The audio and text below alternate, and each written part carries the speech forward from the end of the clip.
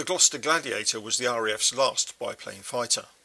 It appeared at a time when monoplanes were already eclipsing biplanes, and yet achieved wartime fame in the hands of skilled pilots fighting some of the most dramatic battles of the early war years. Air Ministry Specification F730 was formally issued to industry in late 1931.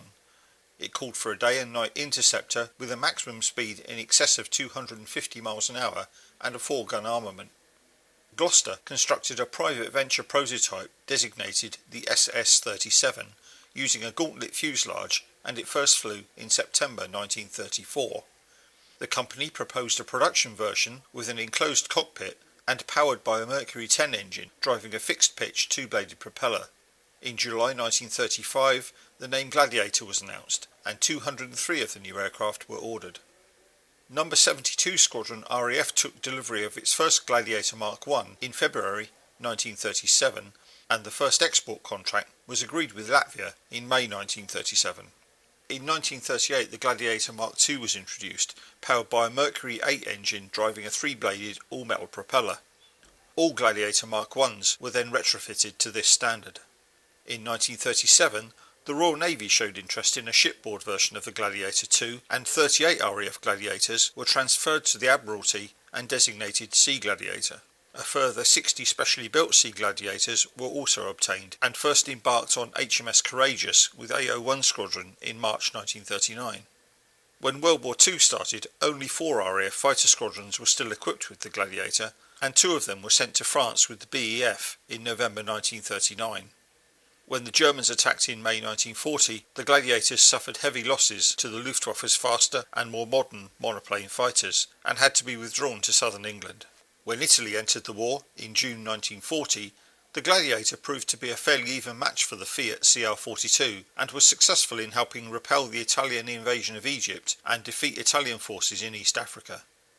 The Royal Navy had stored a number of Sea Gladiators in Malta to resupply carrier squadrons as required. In May 1940, 4 of them were assembled by the RAF and represented the island's sole air defence until some Hurricanes became available. The Italians launched 3 air raids on the island in 1940, and the Sea Gladiators were successful in breaking up the bomber formations. Some months later, a Maltese newspaper published a report on these missions that ensured that the names Faith, Hope and Charity, which were never actually applied to the aircraft, entered aviation mythology. Gladiators saw further action against the Italians in Greece. They were also used in the Western Desert throughout 1941, but ceased frontline service in January 1942.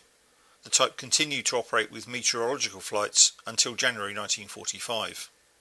Export Gladiators saw combat with the Chinese, Swedish and Finnish air forces, and many RAF Gladiators were supplied to Allied air forces, including Greece, South Africa and Egypt.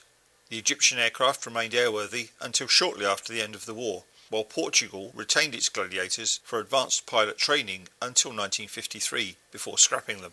AMRK is the sole surviving airworthy Gladiator. It was built in 1937 but not assembled until 1938. In 1948 it was bought by Glosters, and in 1950 it was delivered to Air Service Training for use as an instructional airframe. The aircraft was then bought by Viv Bellamy and restored, flying again as AMRK. In 1953, Glosters repurchased the aircraft and restored it back to full military specification in 72 Squadron markings. When Gloster Aircraft closed in 1960, the Gladiator was presented to the Shuttleworth collection, where it still flies today.